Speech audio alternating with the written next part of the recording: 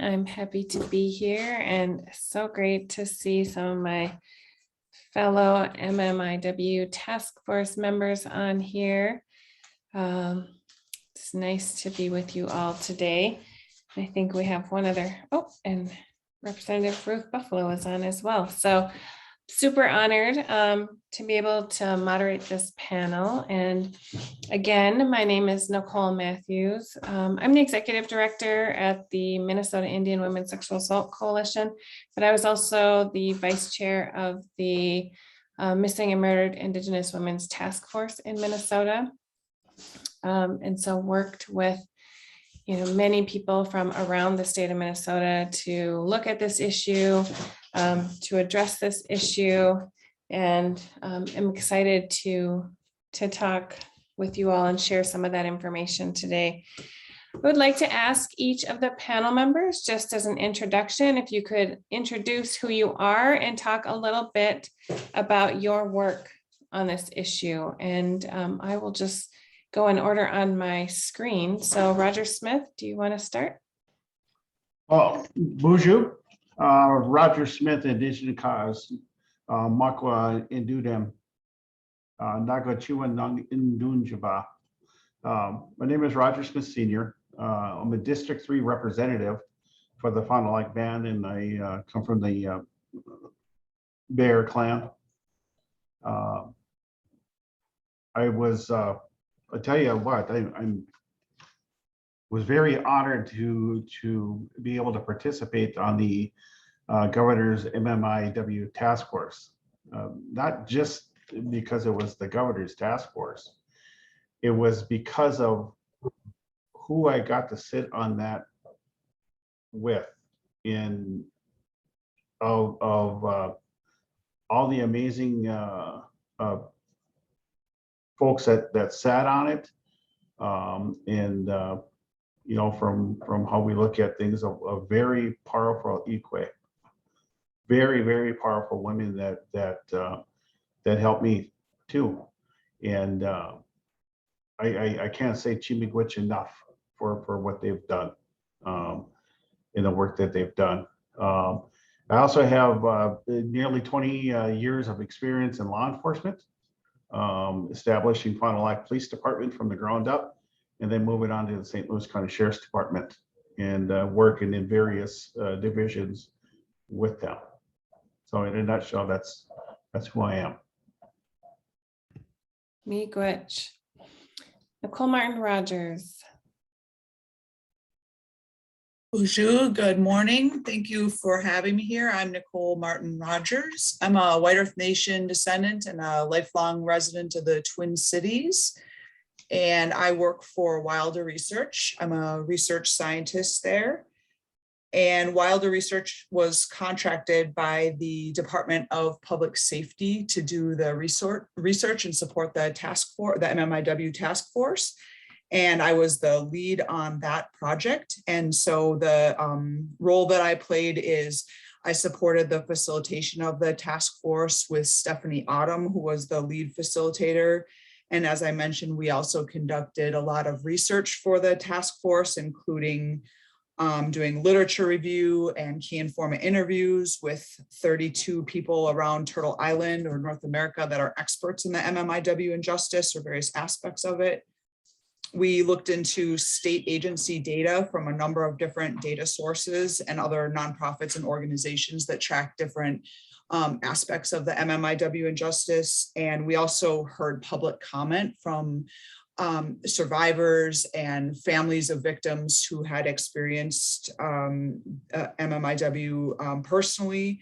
And finally, in the task force process, we talked to a lot of experts that were knowledgeable about different things, like Judge Marion from Canada, who led the task force in Canada, and Dr. Quinn from the Midwest Medical Examiner's Office. And all these experts that gave presentations to the task force helped us to really get to the point of narrowing down and providing really concrete and specific recommendations, which I think was one of the hardest parts, and one of the best parts about what we did with the task force is going from just saying this is a really big problem and we need to stop it, to actually identifying 20 really specific things that we can do in Minnesota to address it. And so I was really proud to be a part of that process, and happy to be here today to talk with you all about it. Thank you. Senator Kunesh.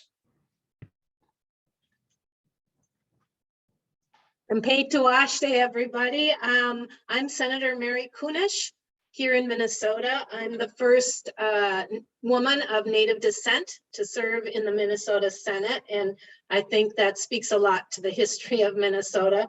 But I'm also pleased to have been the original author to Minnesota's Missing and Murdered Indigenous Women's Task Force.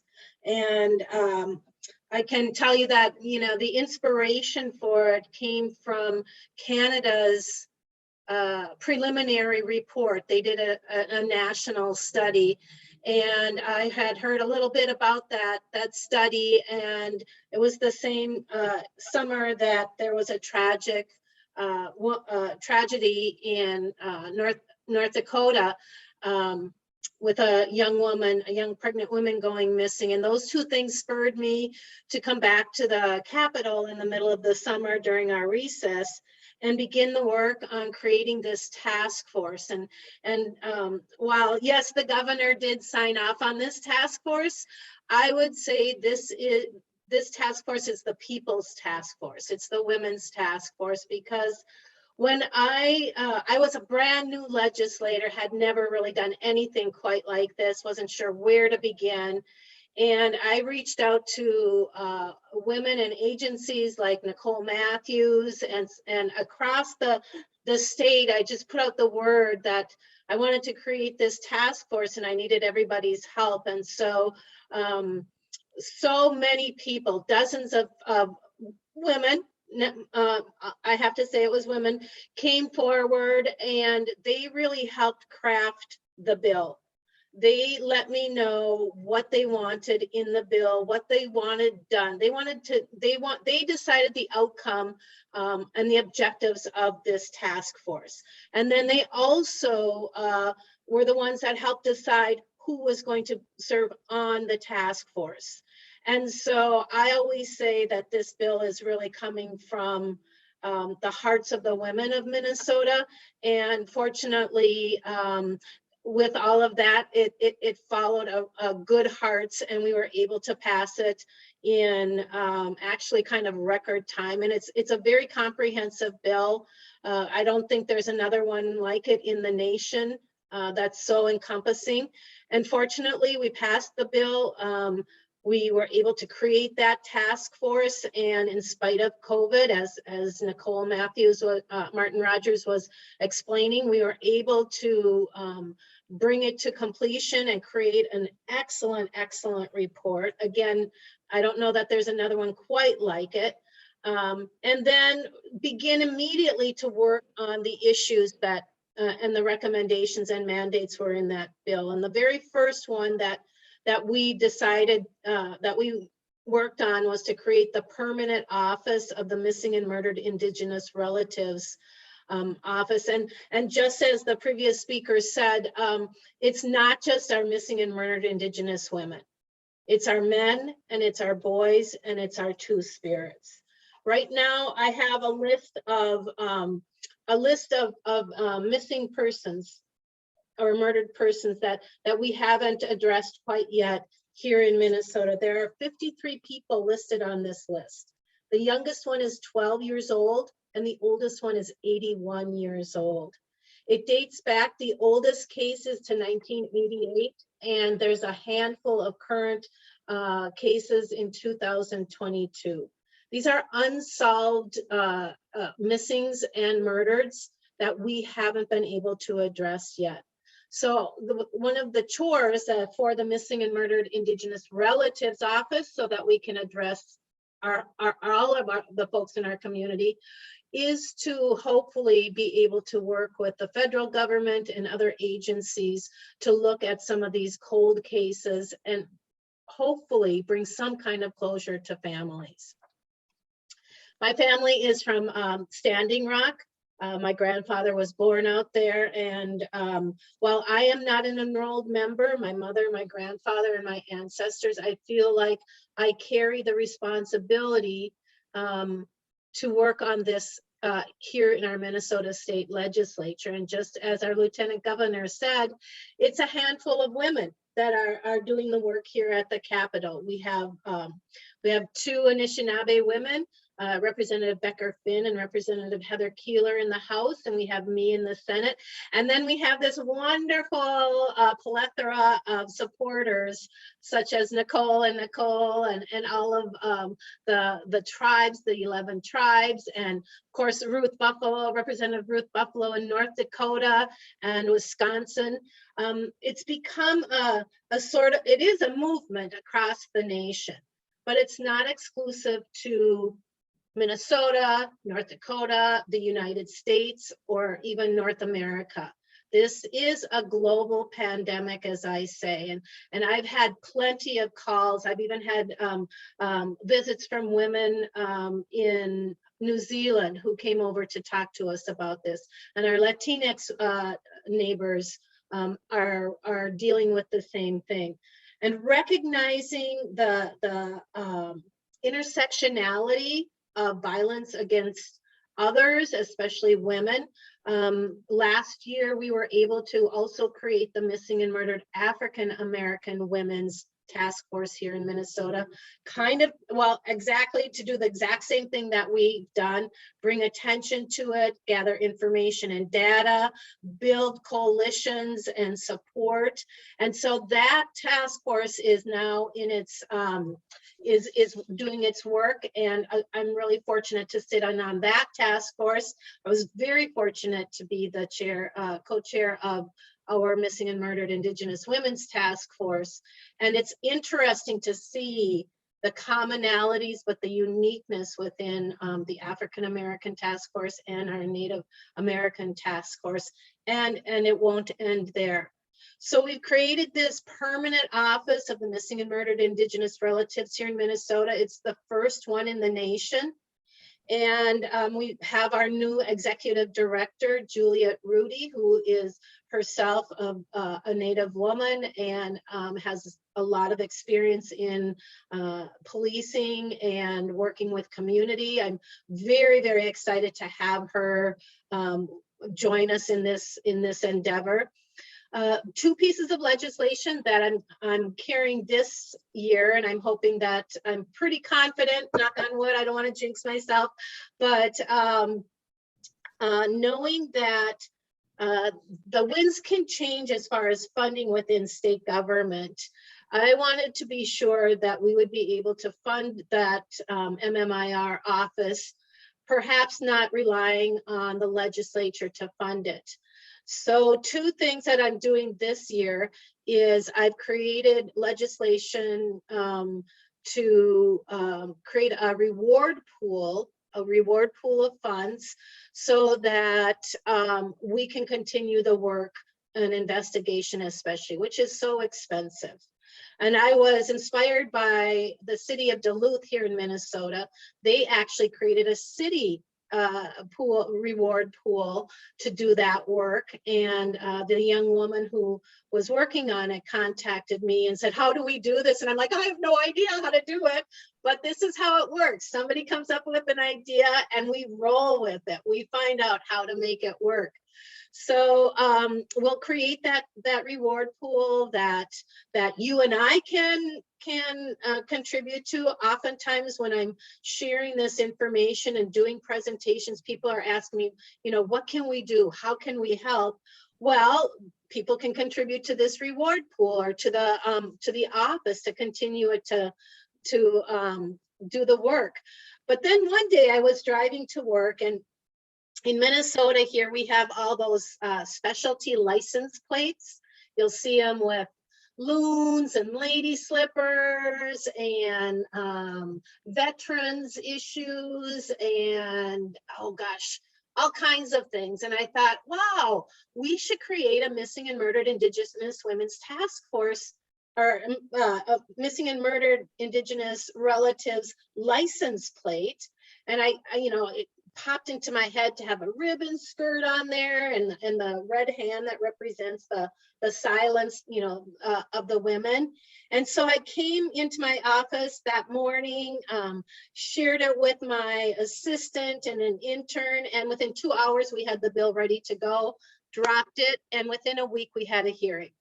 So those specialty license plates have funds, you pay extra for them. And a bit of that extra money goes towards whatever the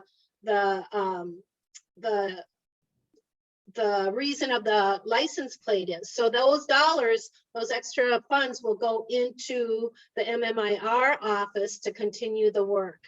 And so those are the sort of things that we're doing here in Minnesota. Those are the things that we're working on.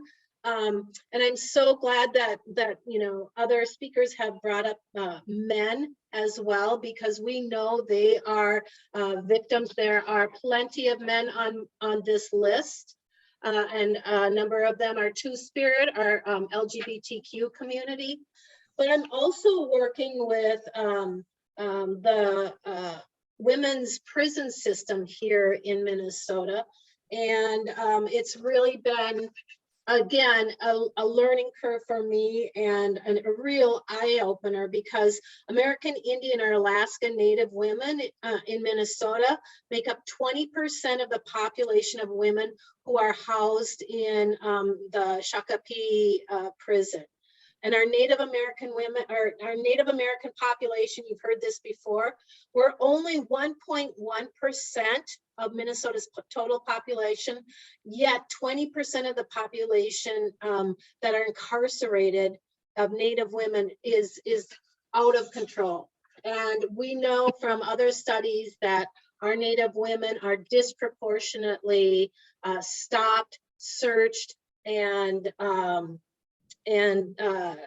put into the criminal incarceration system at the highest rate of any other group of people. And so this whole endeavor that started, just for me 5-6 years ago, has evolved into such meaningful work, sometimes very painful work, but it's very rewarding work. And I can't say enough to the people of Minnesota for allowing me to do this work, but also to bring me into community and into the spaces with these other champions that are on this panel, and the women that we heard speak this morning, and those that are supporting our efforts. So that was a bit of my introduction. I really appreciate all of you being here and taking your time to learn about this. Wopulatanka. Miigwech. And Representative Ruth Buffalo, I'm so grateful that you're here. You heard Senator Kunesh talk about one of the reasons that she drafted the bill was because of a murder that took place in your state. So welcome. I'm so glad you're here. Yes, thank you. Matsigidads, Nido Shadzi Nakbaga O Marashi Mia Adesheds, Ma Be Sigids, Matsigidads Nakbaga O. Hello, good people. My name is Woman Appears. I carry my late grandmother Ruth's Hiradza name, Woman Appears. I'm a citizen of the Mandan, Hiradza, and Arikara Nation, or an enrolled member, originally from Mandaree, which is located on the Fort Berthold Indian Reservation. I am a member of the Awache clan, which is dripping dirt or dripping earth. My grandparents are the late Ruth Rabbit Head and Theodore Ted Buffalo Bowman Sr. My mom is Maxine Bowman Buffalo, and it's an honor to be here with you today. I really, really wanted to be there in person, but it just did not work out.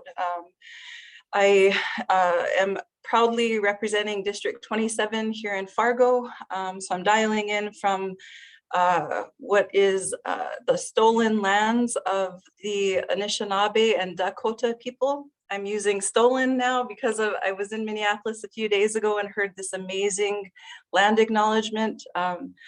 normally we'll hear, the original homelands, but I heard right out the gate, stolen lands of, and then they listed the tribal nations. So I thought that was really amazing. So I'm going to use that now. So I'm looking at my timer. I have about 3.5 minutes for the 5-minute introduction. So I'll try to be brief. So I thank you for the invite, and also thank you for inviting me to share a few words.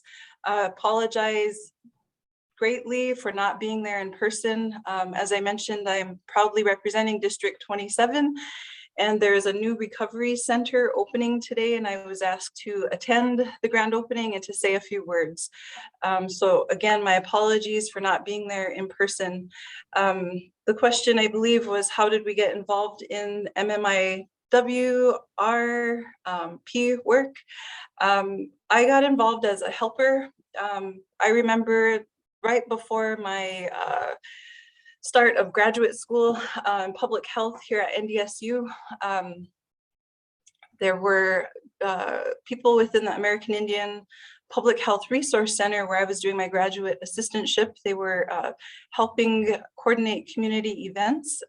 One name in particular was Hannibal Blue of the Dene Nation.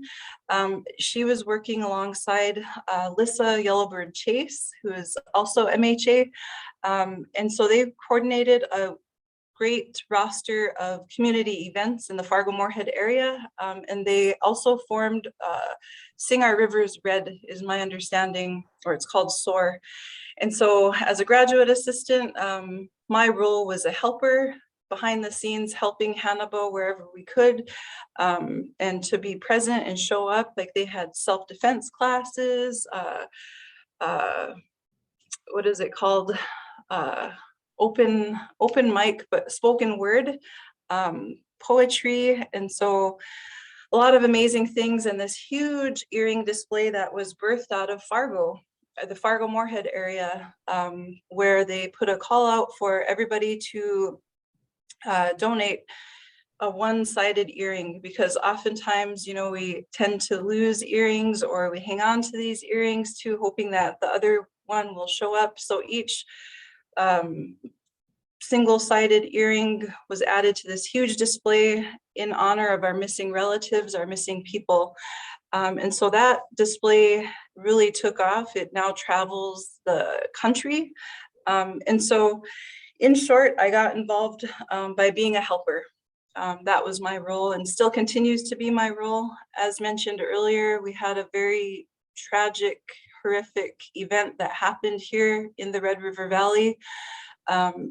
The murder of the late Savannah LaFontaine Graywind sparked a lot of us into action, or pushed a lot of us into action. And so, having not been a part of a search ever, used common sense and reached out to people who are doing the work in the field, which is Lissa Yellowbird Chase. I was on my way to join the search, and I messaged her through Facebook and said, hey, this is Ruth. I'm heading to the search. I want to be helpful. Is there anything I should do or bring? And thankfully, she responded just like that and gave me a list of things to do. And so I remember some of the conversations I had with, there's my 5 minutes. So I remember some of the conversations I had with Lissa. That was it was actually my birthday weekend, and we were gonna go, my family and I were gonna go. The two youngest were back home in Mandaree, so that I could have the two oldest could come with my husband and I to Shakopee. We were gonna go to the Indian horse relays that weekend. And so I thought, well, I'll just help with the search, as much as I can. But I remember Lissa saying, well, once you get your kind of get a taste of it, it's gonna be hard to walk away from this. And sure enough, it was. We ended up canceling our trip down to Shakopee and staying and helping as much as we could. So that's in short how I got involved with the MMIW RP work. Thank you. Thank you all for all your work, and for all the ways that, many of us have personal stories of how we got involved or why we stay involved. And There might be, one story that kind of moved us into action, but it's really because this is not someone else's community. This is our community, and these are our relatives, and these are our people. So thank you all for being here. I'd love to talk a little bit, and I know Senator Kunesh, you talked about this a little bit already, but what policy changes, from your perspective, what policy changes need to be made to really address this issue?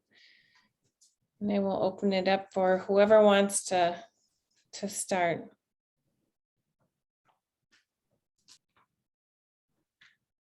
Well, I'll just make a couple other suggestions. I think one of our biggest problems initially was the lack of data that has, made it more and more difficult to really put our thumb on what the where the problems are, and kind of find that pattern of violence within our own communities and across the state and across the nation.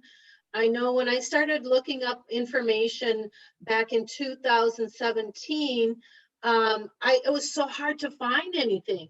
You just couldn't, the explosion of information and people working on this now is just unbelievable what has happened in the last 6 years, and more folks are getting involved and talking about it and collecting the data, and really the first group that I was able to find information on this was the Urban Indian Health Institute out in Seattle. That was that one. And then Nicole, your report, something gardens, I'm sorry, it slipped my mind. The Garden of Truth, that was our report. Yeah, that report on the violence here in Minnesota, those were really the only two pieces of information. And when I tried to find any information within our state system or even like our county level, they were not collecting the information, and information that they had, the data that they had was so discombobulated. Like if I said, I want Native American women, who experience rape or violence, and, gave them a few different data points, they weren't able to pull that up. And they weren't able between the agencies to share that information. So the BIA, the county sheriff, the reservation police, all of those, they don't have a common database where this information can be stored and then looked at, so that again we can find the pattern of behavior that is happening within our communities. And so I think that one of the things we are working on are different ways to allow different entities to share that data and be able to really use it in a positive way. And in the beginning of all of this, I know I'm a Democrat, a DFLer, but the Republicans are like, well, how do we know this is really happening? I talked to my police guy and he says he doesn't know anything about it. It's like we had to prove it. We had to give numbers. We had to have a graph or data to prove that this was really happening, when we all knew this was happening for generation after generation after generation. So we really do need data to legitimize the work oftentimes that we're doing. And so building some kind of a constructive database that we can all access and share would be absolutely fabulous. Thank you. And when we look at the policies and working on the task force, and you were all there, it was literally like an onion. As we peeled back a layer, there was more there, and we had to try to narrow that down. And when you look at it, when you look at the subject matter, you're bottling 530 years into how many months did we have to work on it? 18. In 18 months, and that was a huge challenge. And when we look at what were some of the policy changes that we have to look at, and Senator, you hit the nail on the head of where we have to prove it now. We know it's there, but this is typical of Indian country and typical of the lack of tribal consultation, is that we always have to prove it. You know, Representative Buffalo, you mentioned you heard before of stolen land. We all know that. We all know the history, but yet again, we have to prove it to those that don't know. You know, Lieutenant Governor has stated before that one of her colleagues has said, "I thought you were all dead." Still to this day, as a field training officer when I was with the Sheriff's Department, and I was assigned to in and around Fond du Lac Reservation, of bringing trainees around, and they had that, as we were going on to Fond du Lac, they said, "Well, where are all the teepees?" And it's still that mindset that we live in teepees, and even folks within our state legislature didn't even know there was 11 sovereign tribes in Minnesota. So it's sad to say, but we have to catch up in having them understand of who we are. But looking at how we were peeling back the layers of the onions and looking at what needs to be done in data was a big part. And part of that is sharing, because even now, I think a majority of the tribes have police departments, and I think a majority are state licensed police officers. There's still that apprehension of trust, of fighting with the local sheriffs, about recognizing our officers and our investigations and including them in there. I've worked on a number of death investigations, and one of the first ones I worked on in my career was that of our chairman's sister, who was murdered, probably about a mile from where I live today. And after about 12 years of solving that case, but to look at just the data of what do we collect and how do we share it, and how do we share that amongst the state, the federal, the county, and the tribes. That has got to get better in what we do in order for us to move ahead on like the senator said, the list that she's compiled of our missing relatives, you know, throughout Minnesota, and I can't even imagine the number that's in the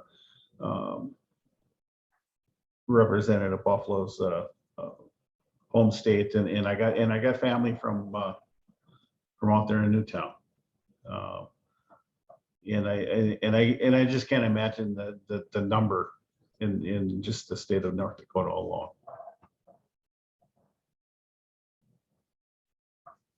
Thank you, Roger. Is that a good segue for me to chime in? Just kidding. What policy changes need to be made? Gosh, a lot of things come to mind. I think of, even a quote that one of my colleagues, fellow MHAer, Jackie Fiedler, her family was part of the relocation program. So she actually ran for state senate in California in the San Francisco Bay Area. But this past summer, I remember her saying, you know, we're not gonna be able to legislate our way out of racism, you know, and I think the same applies here. You know, it's a step in the right direction, but I don't believe what we do with policies is not the be all end all. It's a part of the puzzle, but it's definitely chipping away at this huge iceberg or this huge monster. And the other important piece of whichever policies we put into place or new laws is the enforcement piece, the follow-up to make sure that these new laws are more than just looking good on paper, or they're more than just words on paper. I've seen that in the tribal level where there's an amazing tribal code, historic, but it gets bypassed. When it comes down to it, it gets bypassed and goes straight to the federal level. And so as a fairly new legislator in North Dakota, we serve 4-year terms. And so I'm coming up upon my first 4-year term. And so a lot of what I've been doing is following up and trying to figure out how are these new laws doing? How can we best improve upon them?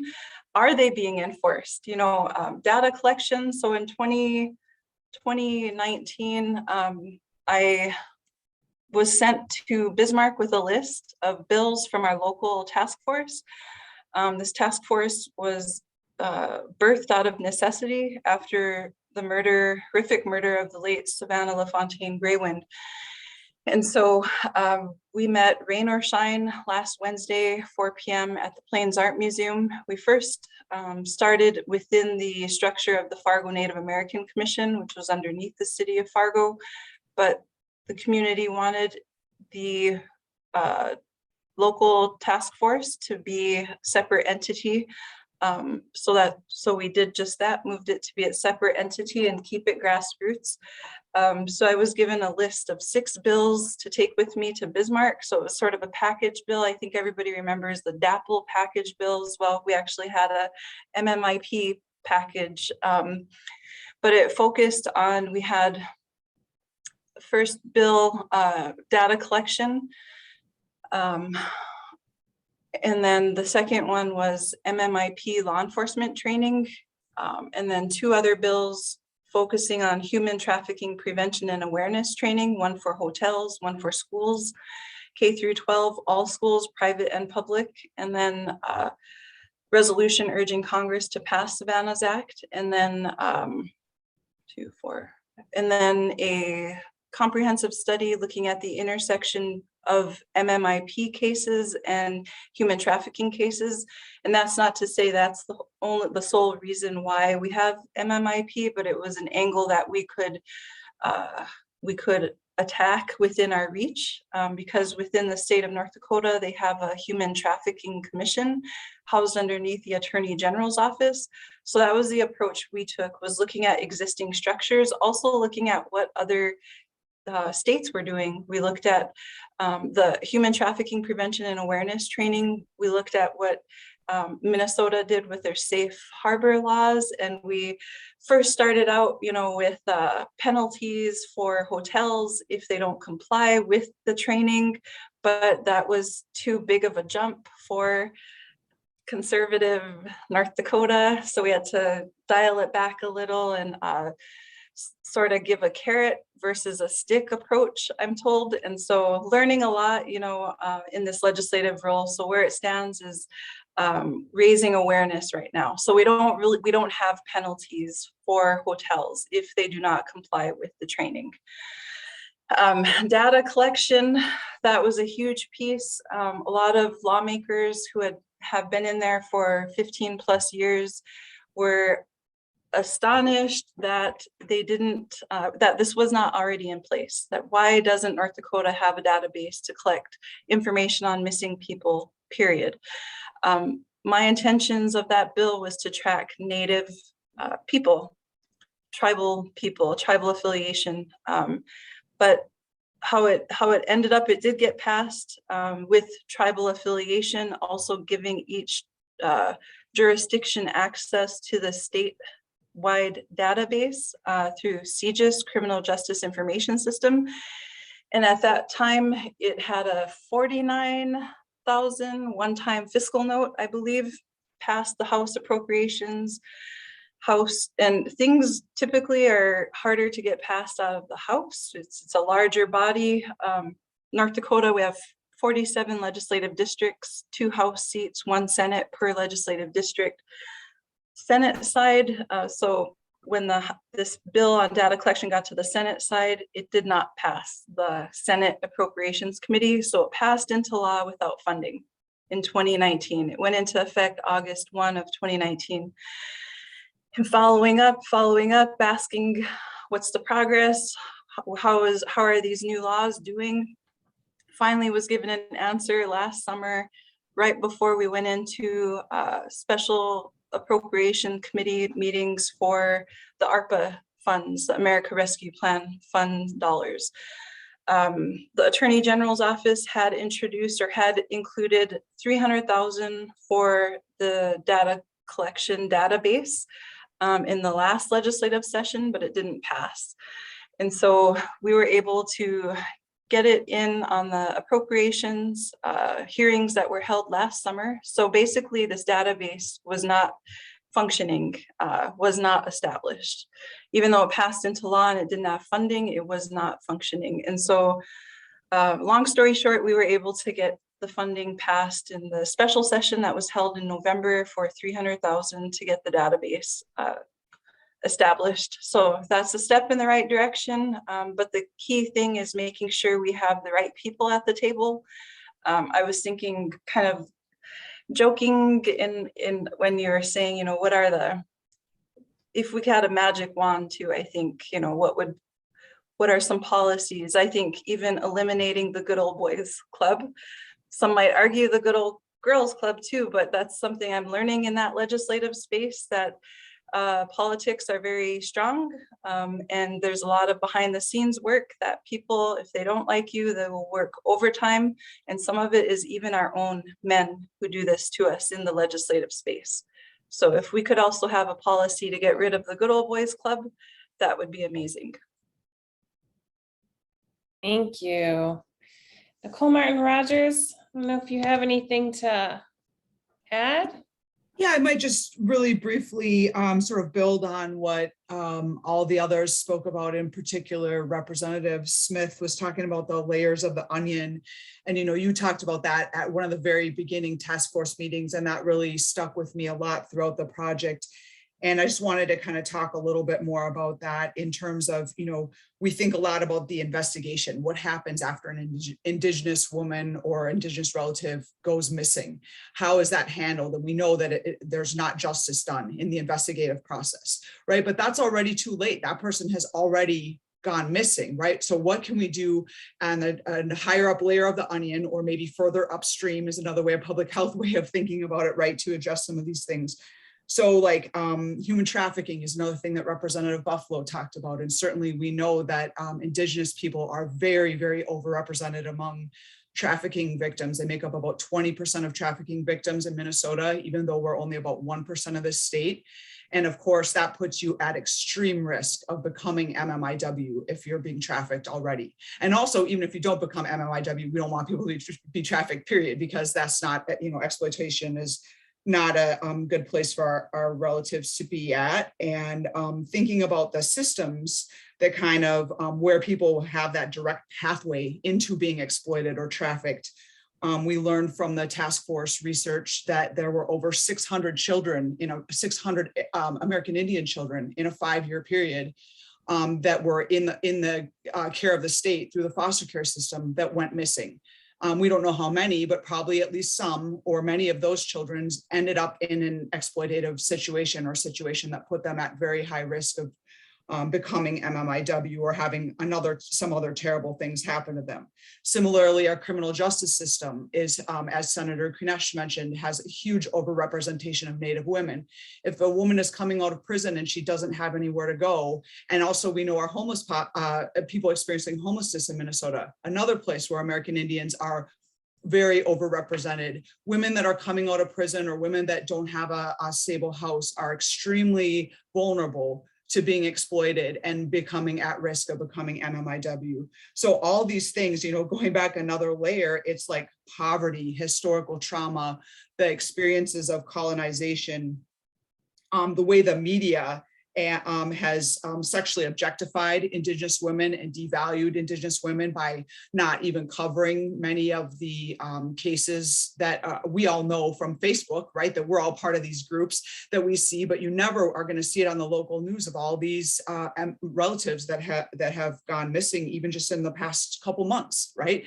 And so I think that, like, thinking about all those layers and understanding that this is not just an individual problem, this is a systemic issue that has resulted from, you know, all these things that have happened since colonization began that have led to all this. And so there's, but you know, that can feel a little bit overwhelming. And I think that the task force really did identify some concrete policy solutions, looking a little bit upstream. You know, what can we do to educate kids in school about healthy relationships and what does sexual exploitation look like? We have an idea in our head of, you know, someone getting locked in a cargo van in chains or something, but that's not really how most people are exploited. And so, like, teaching kids about that, teaching our communities about that, those are some policy changes.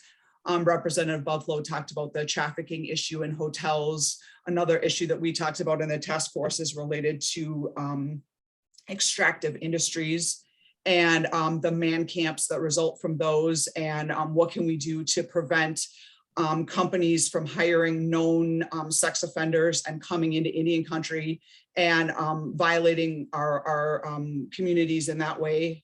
At the same time that they're violating the environment, you know, what are some policy things that we can do to address those? So those are some really concrete things that I think we should start honing in on, is some of that upstream stuff, and really looking at the different layers of the onion and what are the specific policies in each of those layers that can be addressed. And Those are great. if I could just add one more thing, and we touched on it a little bit here, but the foster care system. Here in Minnesota, our Native kids are removed from their families and put into foster care at the highest rate in the nation. And they're left in that system at higher rates than any other group of children. And we know that this is one more way that the link to their culture, to their family, to their mental health is severed, and oftentimes then often moves them into that very vulnerable state of being exploited and into self-medication with alcohol and drugs, and probably, you know, into incarceration and prison and jail.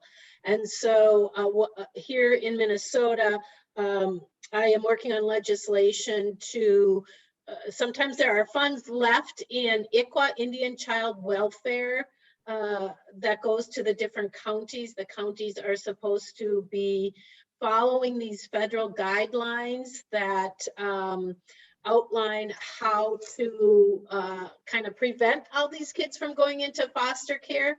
And it's not done well. There are many counties that are out of compliance with ICWA laws. And so those funds will go back in. We're going to reinvest them into training for judges, for lawyers, for county folks, social workers that are going through their licensure will be able to take advantage of the coursework that's necessary. It's the biggest problem is that they don't understand. The folks that most need to understand the Indian Child Welfare Act do not, and they don't implement it with fidelity because it's something extra. They're understaffed, they're overstressed, the resources aren't there. So we're going to try to reinvest those dollars back into that program. And you know, those are the sort of things that we don't think of when we're doing, you know, creating the bill, but in hindsight, and now as we built the web of allies and cooperatives, we're able to start identifying even deeper the necessary policy changes that we have to make. And just one thing I want to say before I might have to jump out and run over. We have a legislative Senate session that starting at noon. So if I just wave and leave, it's not because I'm just running away, but I just really want to give kudos to Nicole Martin-Rogers. Nicole spent hours and hours and days and months invested in this project. And as the researcher, the kind of the guide point for Wilder research, I would say that we owe a lot of that report to the good work of Nicole Martin-Rogers. And we received an award from the is it the Legislative Library, Nicole? I forget. Yeah, our report was given that award as like one of the best of the best. So I just wanted to say that before I had to leave. I should say it more often. I appreciate that, Senator. Thank you very much. And also credit to my colleagues, especially Virginia Pendleton, who did a lot of work on the project as well, and all the people from the state agencies and others who helped us. Yeah, it was a big project, but it was bigger than my dissertation from my perspective of how much time I put into it. So it was a labor of love, and I was honored to be a part of it. Yes, thank you. Everyone has done so much work, and I certainly appreciate those that can take all of the data and put it into a report that makes sense, that organizes everything, and has been so incredibly useful. So we have about 8 minutes left, and I want to open it up and make sure we leave space for questions or comments from those of you who are in person, or from those of you who are on Zoom. You can type it into the Q&A or raise your hand if you're in the audience.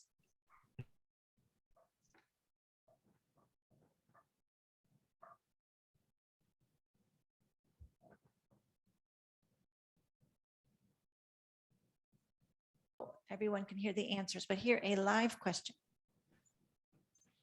Hi, my name is Don LaRock. I'm a community individual in Minneapolis.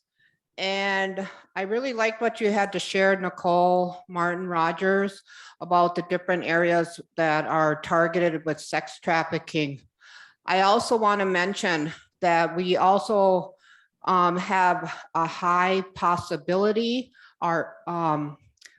amongst our unsheltered relatives. And one of the biggest concerns I have seen or witnessed is who takes this information of concern from our communities and our families? And what do they do with, or where do they store either official reports or even an awareness of suspicion reports? As I'm sharing this, that I've had community individuals come to me and ask if I knew who I could direct them to share a report. And when I started digging around, that we don't have somebody within our Minneapolis Police Department that actually takes anything and working with the sex trafficking individuals and are taking concerns. One of the biggest thing is that I feel that our unsheltered women are very, and men are vulnerable because of their situation, and they're preyed upon by the predators. And my biggest fear is that how do we look at even the most intricate situations that could be, very valuable information in prevention or intervention, so that there will we continue to have a very open, continuous flow of communication from the city, county, state, and federal level in community. Thank you. Can I try to answer part of this? Back when I got on council, like I said, I was a deputy sheriff for St. Louis County. We shared a building with the city of Duluth Police Department. Early on in my term here, my first term, is we discussed with detectives from Duluth PD about going into sex trafficking grants. We were able to both go in, achieve these grants, and after the first year, Duluth went on their own way and changed a lot of stuff up. And if you understand task forces within the state, usually what happens is it goes to all the metro areas. If it's a drug task force, a gang task force, even like sex trafficking, that's where a majority of the funding and the resources go, is to the major metro areas. Well, what happens with the sex trafficking within Indian country, where a majority of our tribes are in rural areas? Fond du Lac, we went from receiving zero in funding in sex trafficking to I think we get over just over $500,000. We've established the Trust Task Force, the Tribes United Against Sex Trafficking, which encompasses all 11 sovereign tribes of Minnesota. And they conduct investigations along with whatever counties that they're working with. I believe they ran operations in Duluth. They ran operations in the city of Grand Rapids, specifically about sex trafficking. And part of that was just that, what happens with the information? What do we do with it? And who collects it? Who can somebody go to? One of our investigators, Molly Burhow, is the commander of the Trust Task Force. And I can give you the number for our Fond du Lac PD. It's 218-878-8040. And just ask for Molly, M-O-L-L-Y, Burhow, B-E-R-H-O-W. She's our investigator here, but also the commander of the Trust Task Force. Like I said, they have members from all 11 tribes that work on the Trust Task Force to address this very issue. You know, like I said, I seen the issue when I first came into office here, and to collaborate with Duluth PD, but then able to build it to where it's at. And we've had some great folks besides Molly, our investigator before her, that did amazing work. So I hope that helps out in giving you some type of connection. If not, I don't know if my information is on here, I'd be willing to help out, and even looking at the resources of Julie Rudy with the MMIR office. I'm sure has resources down in the metro area also. Miigwech. Miigwech Don for that question. Wish I was there to say bonjour, say hello.